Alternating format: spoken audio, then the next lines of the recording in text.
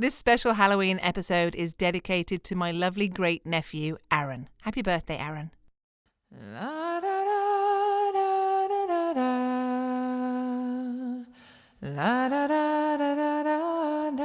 Ah, there you are.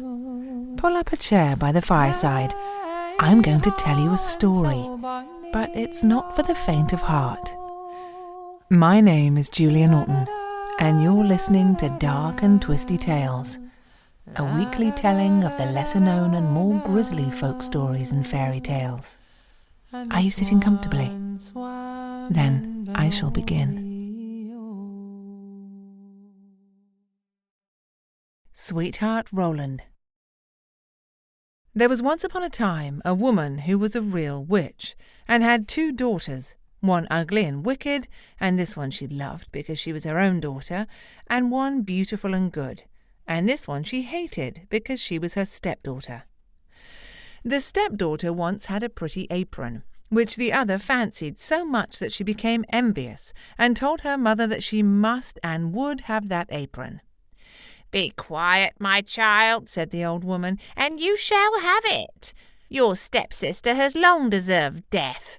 Tonight, when she is asleep, I will come and cut her head off. Only be careful that you are at the far side of the bed and push her well to the front." It would have been all over with the poor girl if she had not just been standing in a corner and heard everything. All day long she dared not go out of doors, and when bedtime came, the witch's daughter got into bed first, so as to lie at the far side. But when she was asleep, the other pushed her gently to the front and took for herself the place at the back, close by the wall. In the night the old woman came creeping in. She held an axe in her right hand, and felt with her left to see if anyone were lying at the outside.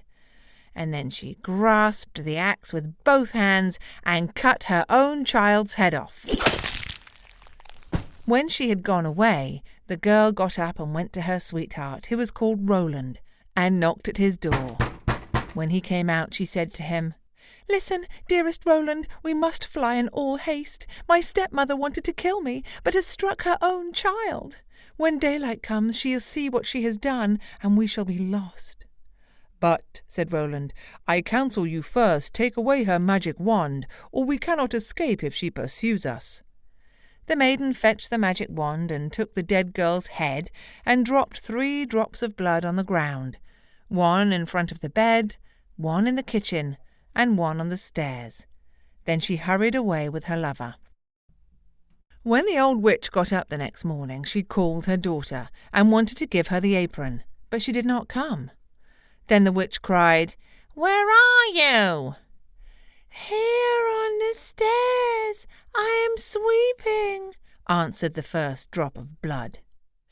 The old woman went out, but saw no one on the stairs, and cried again, "Where are you?"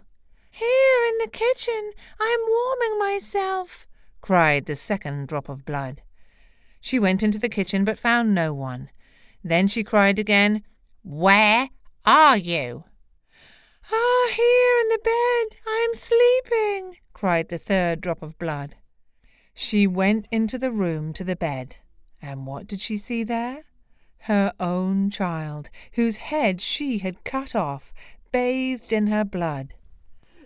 The witch fell into a passion, sprang to the window, and as she could look forth quite far into the world, she perceived her stepdaughter hurrying away with her sweetheart Roland. "That shall not help you," she cried.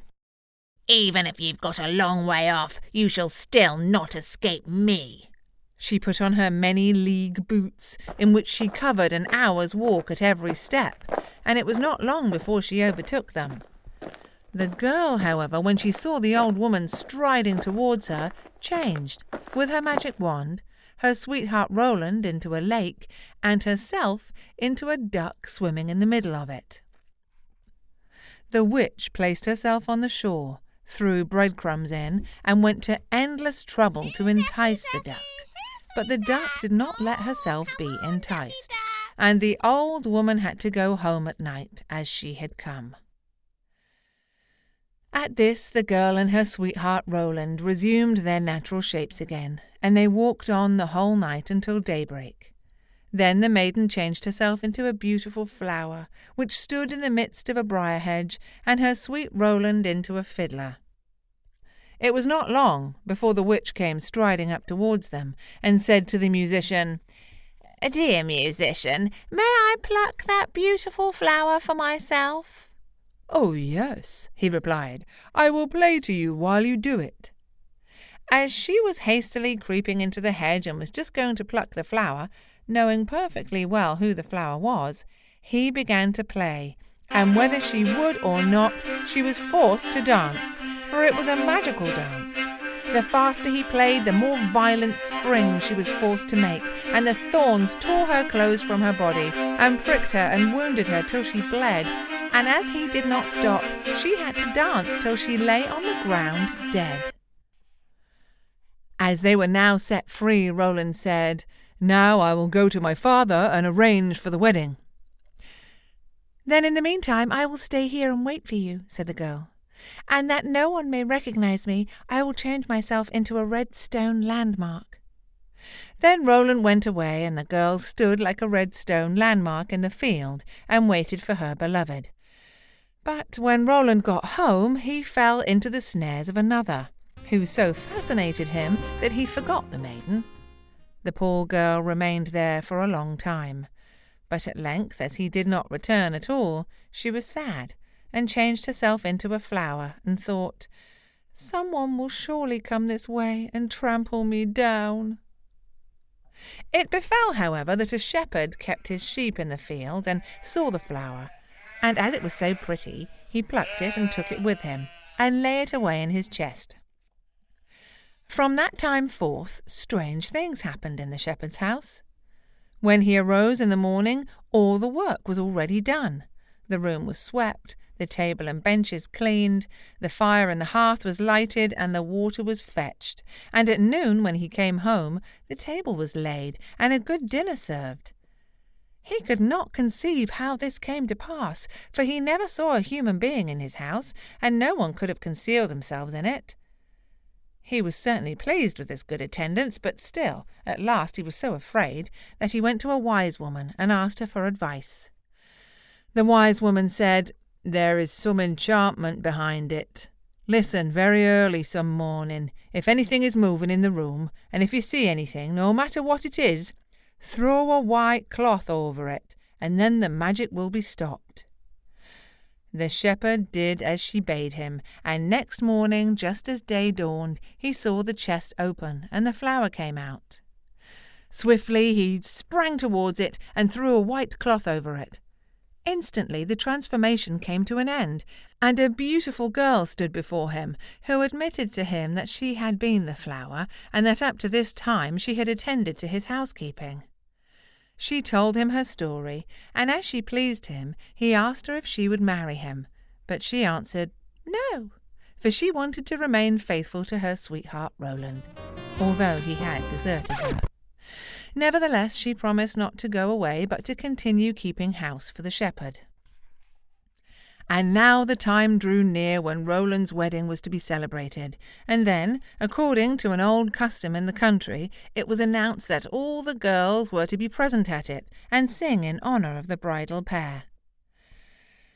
When the faithful maiden heard of this, she grew so sad that she thought her heart would break in two, and she would not go thither. But the other girls came and took her. When it came to her turn to sing, she stepped back until at last she was the only one left, and then she could not refuse. I once loved a boy, and a bonny, bonny boy.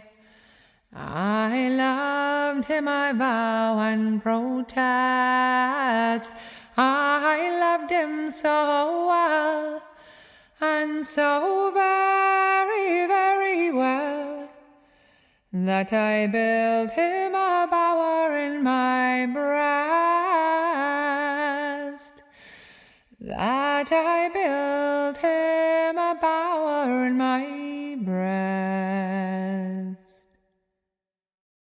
But when she began her song, and it reached Roland's ears, He sprang up and cried, "I know the voice that is the true bride. I will have no other." Everything he had forgotten and which had vanished from his mind had suddenly come home again to his heart. Then the faithful maiden held her wedding with her sweetheart Roland, and grief came to an end, and joy began.